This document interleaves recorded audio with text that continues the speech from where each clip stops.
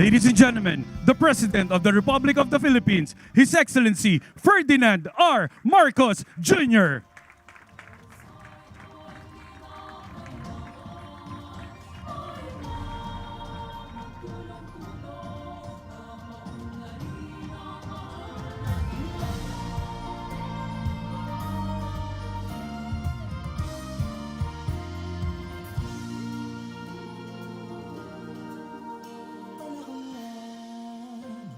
May we request the President to witness the signing of the alliance document between the Partido Federal ng Pilipinas and the National Unity Party.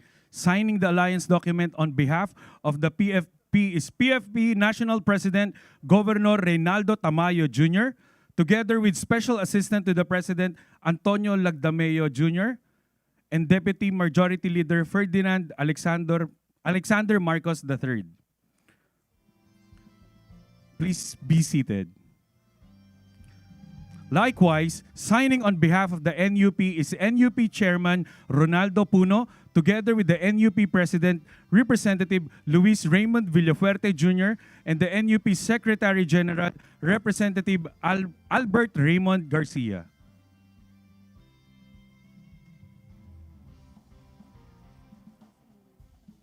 This alliance document not only symbolizes a commitment towards shared and common goals, but also marks a pivotal step towards achieving them.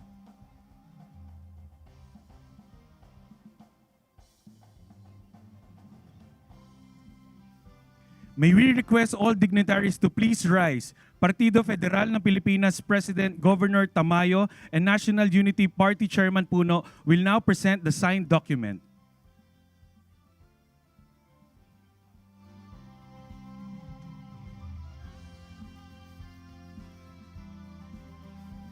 Thank you and congratulations, Partido Federal ng Pilipinas and National Unity Party.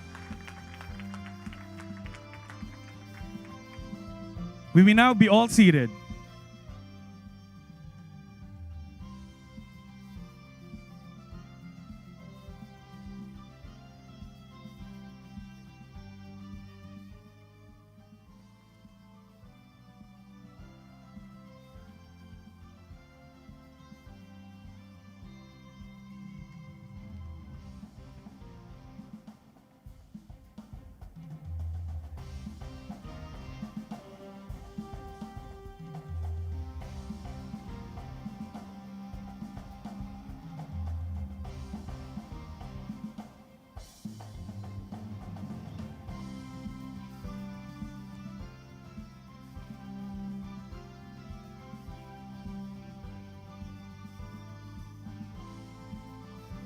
At this juncture, to deliver his welcome remarks, may we call on the NUP President, Representative Luis Raymond Villafuerte Jr.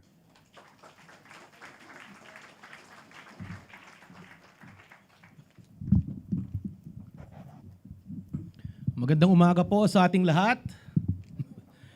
His Excellency President Ferdinand Bongbong Marcos, Sir, Secretary Anton Lagdameo, our Senior Deputy Majority Leader Ferdinand Alexander Marcos III, our NUP Chairman Secretary Ronnie Puno, the following Vice Chairman of NUP, Congressman Neptali Gonzalez II, Vice Chairman Congressman Romy Acop, Vice Chairman Jerry Treñas, President of the PFP Governor Tamayo, Sec-Gen of the PFP General Tom Lanchon. On behalf of the National Unity Party, I welcome the officers and members of the Partido Federal ng Pilipinas or PFP, along with my party mates in the NUP and our allies and guests to this morning's event that marks another watershed in the history of Philippine electoral politics. This is an auspicious day indeed as we gather here to best illustrate that true blue members of different mainstream political parties, given the right motivation or inspiration, can transcend partisan politics or personal interests in pursuit of the long-aspired genuine transformation of our public governance, our economy, and our society. The National Unity Party or NUP shares the present vision for a prosperous and peaceful Bagong Pilipinas where no Filipino is left behind. We are thus proud to seal a formal alliance with the PFP as a splendid opportunity for both parties along with other like-minded groups to work together in advancing a Bagong Pilipinas that promises a robust and inclusive growth and development for all Filipinos. As the second biggest political group in Congress, the NUP has played a significant role in helping our President and his administration pursue and attain deep and fundamental transformations over the past 2 years, leading to post-pandemic recovery. Thank you. We in the NUP have matched our rhetoric of support for the President with action by giving our full backing to his major programs and policies in and out of the legislature. Hence, our formal alliance with the President's PFP this morning is but a logical conclusion of our 2-year close working partnership with our Chief Executive and his administration. We are committing ourselves to this formal NUP-PFP alliance on our conviction that Bagong Pilipinas is not a mere slogan but a genuine agenda. To truly transform our economy, governance, and society, and one that will not come to fruition on its own, but will require very hard work from all of our people, including us members of the political mainstream. We are having a formal alliance with the PFP because the NUP is ready and willing to do the hard work that our President needs from all of us Filipinos for Bagong Pilipinas to become a reality. With this formal alliance, we in the NUP say, onward Bagong Pilipinas, onward with better lives for all Filipinos. Mabuhay ang ating mahal na Pangulong Bongbong Marcos, mabuhay ang National Unity Party, mabuhay ang Partido Federal ng Pilipinas, mabuhay tayong lahat. Maraming salamat po. Thank you, Representative Villafuerte. Now, may we invite NUP Chairman Rolando Puno to deliver his message.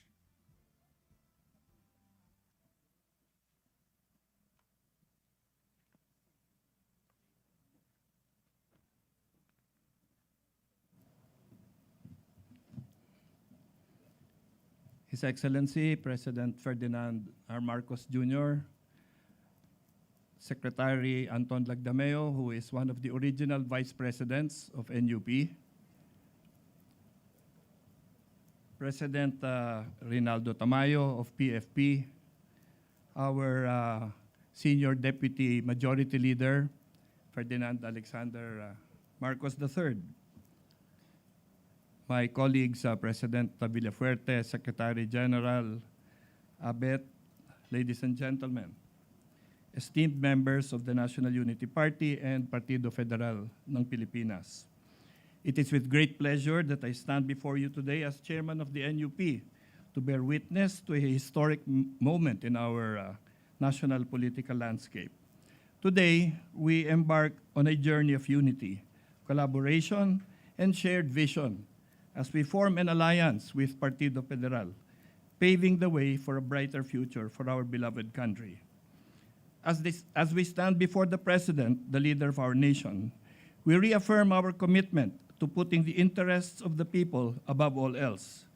This alliance is a testament to our collective dedication to serving the needs of every Filipino citizen.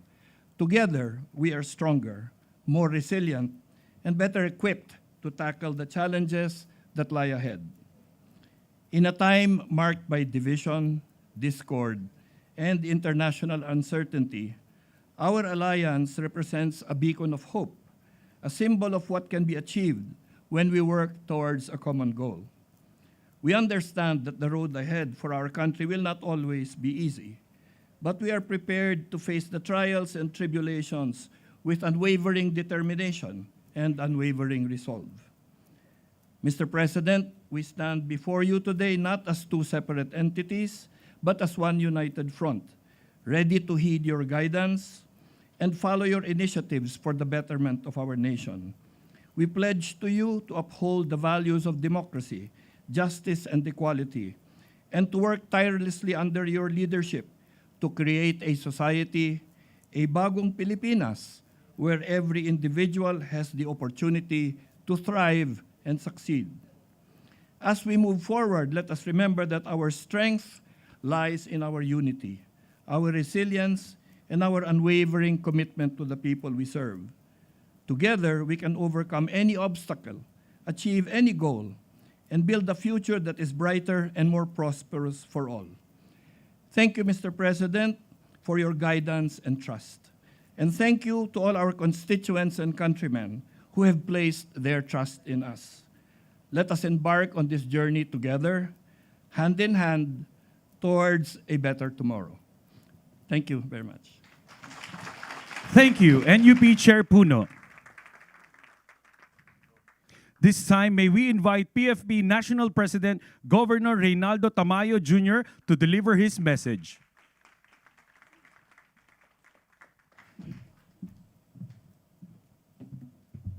His Excellency President Ferdinand Bongbong Marcos, officers and members of Partido Federal ng Pilipinas, officers and members of National Unity Party. Ladies and gentlemen, isang napakagandang umaga sa ating lahat. Magkakaiba man yung party principles na meron tayo, pero ang araw na ito ay nagsisimbolo at nagpapaiwatig na pagkakaisa sa adikain meron ang ating mahal na Pangulo tungo sa isang mapayapa at maunlad na bagong Pilipinas. Kung tayo ay nagkakaisa, mas madali nating maparating sa ating mga kababayan na dapat tayo ay magkaisa upang makamtan natin ang tunay na progreso at development ng ating mahal na Pilipinas. Sa muli, mga party mates natin na nandito at sa lahat ng mga officers and members ng NUP, tuloy ang laban para sa bagong Pilipinas. Maraming salamat. Thank you, Governor Tamayo. To introduce our guest of honor, may we call on Special Assistant to the President, Antonio Lagdameo Jr.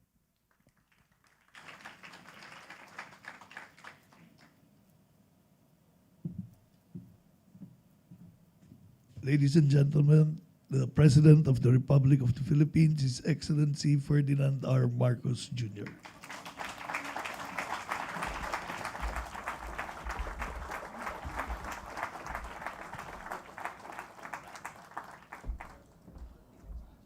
Thank you, Sec. Anton Lagdameo. Please take your seats.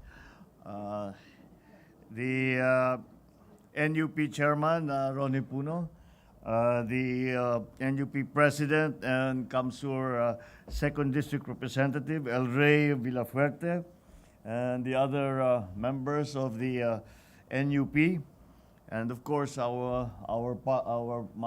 party mates in the PFP, who led, of course, ably led by Governor Jun Tamayo, all of my fellow workers in government, ladies and gentlemen.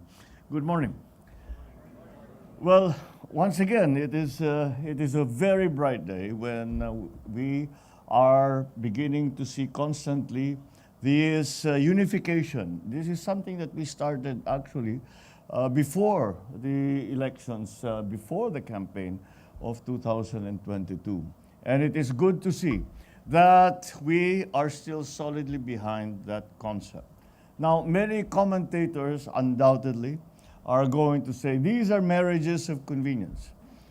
These are the usual political maneuverings in Philippine politics, where every party, every candidate or prospective candidate, or any political leader for that matter, finds where is it best, what is the most politically advantageous place to be in terms of my party affiliation.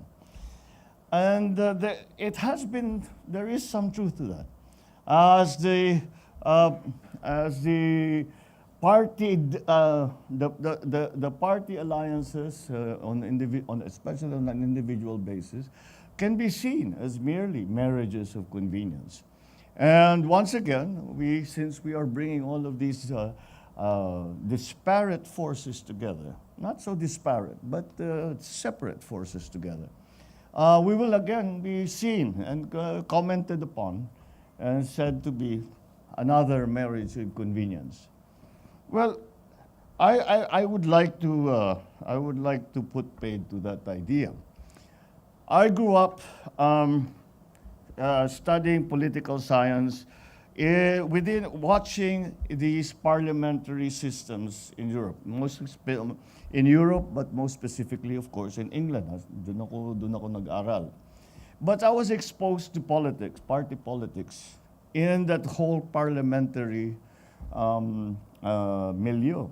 And we watched, if you will look a little bit, when a party is called the Conservative Party, the ideology of that party is conservative. When they are called the Liberal Party, they are liberal in their ideology. When they are called for example, the specific ones, let me use again a British example, SNP, Scottish Nationalist Party. They essentially exist as Scottish nationalists. The Green Party in Germany essentially gave birth to this party. Germany gave birth to this party because of the environmental issues. So central to each of these parties' existence is an ideology.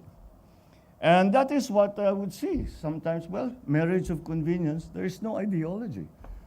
So that is why I think that we are making a very important change in the thinking in the politics of the Philippines.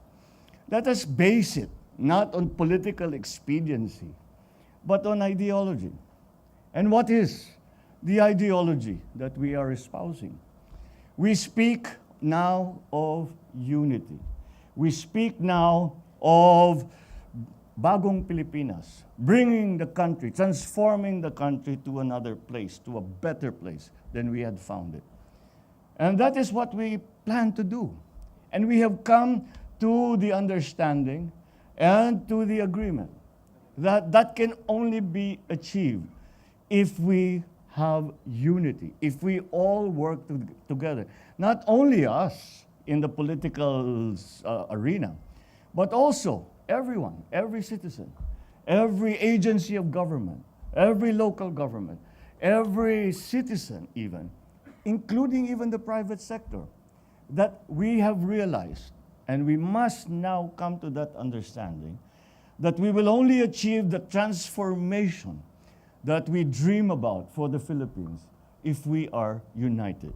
If we agree, if there is consensus amongst us on what needs to be done, how we are going to do it, and we all work together.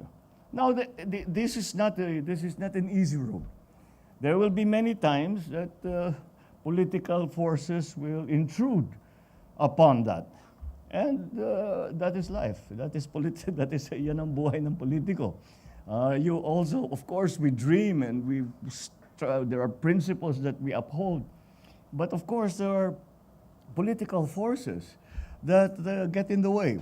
But that is the whole point of these alliances that we are making. That is the whole point, because we now formalize and put together a mechanism. If there are, in fact, these contradictions, if there are, in fact, these differences, that we now have a method to resolve them without going to undertaking extreme measures, like moving away from the party, running as independent, having to both allies fighting against each other politically, sometimes even more. But nonetheless, that is what I see as what we are doing. So when people come to us and say, pampolitika lang yan, nangyari lang yan dahil sa eleksyon, parating na ang eleksyon. Well, we cannot deny there's truth to that. We have to organize ourselves for the next election. But we organize ourselves. That's not a marriage of convenience. It is an understanding that we must come together if we are to transform our country into the modern, safe, sustainable, growing country that we dream of, that we have all dreamed of in all our lifetimes. Because at the heart of what we are doing is public service, and that is what we want to provide. So when they call us, when they once again, when you hear that phrase, marriage and convenience, then let us answer them. No. Unity is in fact our ideology. That is what has brought us together. We do have ideals. This is not just to win the next election. This is to make the Philippines a better place. And that is what we are doing here. So it serves us to remind the commentators that that is the case. But also it serves to remind ourselves, why are we doing all of this? Why are we doing whatever it is that we are doing? Why are we coming together? We're coming together just so that we can support each other in the election? Yes. But the reason we want to support each other in the election is because we want to work together. We want to work with a common purpose in mind, with a consensus of what we are trying to do. And that, I believe, is what we are seeing here today with the alliances, the coalitions, whatever you want to call them, between the different political parties. And I think that that is what we are doing today. We are uniting behind the dream of transforming the Philippines. And that dream will be achieved by unity. So congratulations for joining that ideology, for believing in that ideology. It is the only way that we will make our country the country that the Filipinos deserve. Thank you very much. Good morning. Thank you, Mr. President, for your encouraging words. At this point, may we request the President to kindly grant us a photo opportunity. May we call on the governors and vice governors, please proceed on stage. Governors and vice governors, please proceed on stage.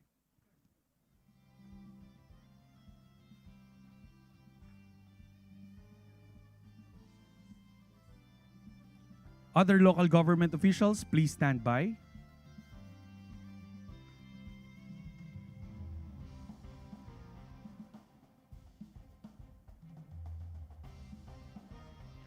Thank you. Please exit to your right. Now may we call on other local government officials, please proceed on stage.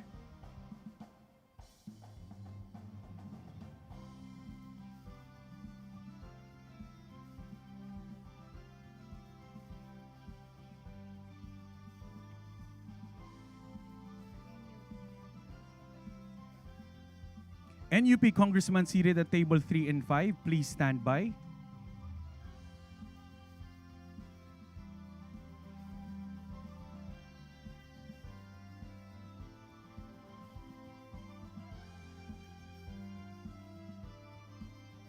Thank you. Please exit to your right. Now may we call on NUP Congressman seated at table 3 and 5.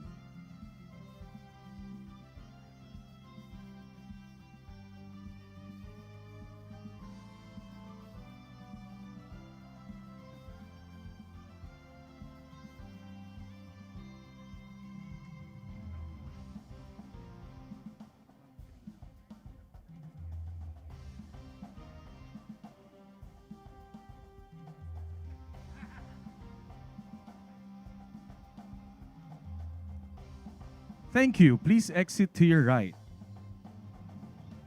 Now may we call on PFP and NUP officers to please proceed on stage.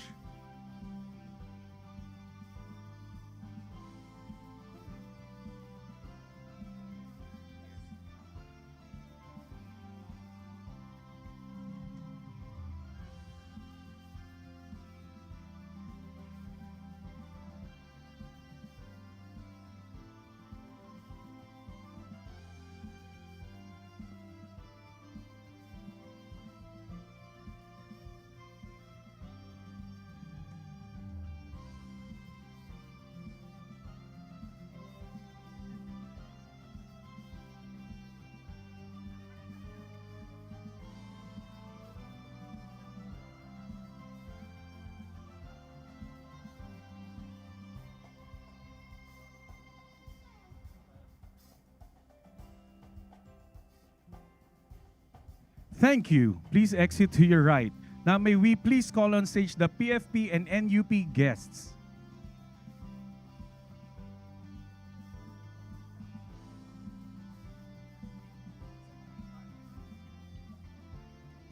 May we call on stage the PFP and NUP guests.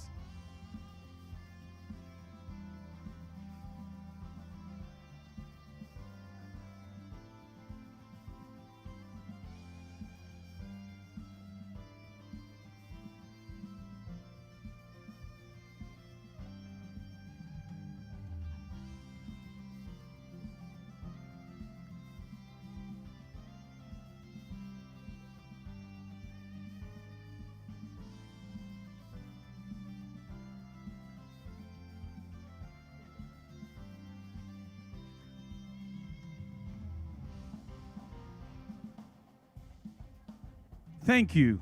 Please exit to your right. May we call on stage other congressmen of NUP. Please proceed on stage.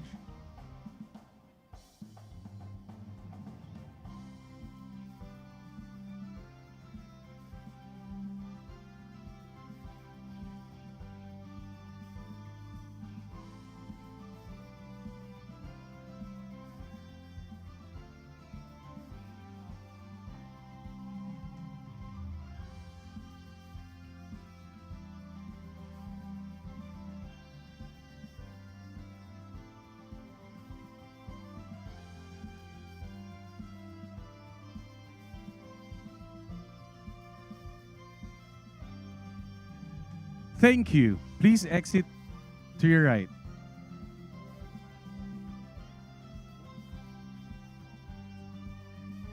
That ends our photo opportunity.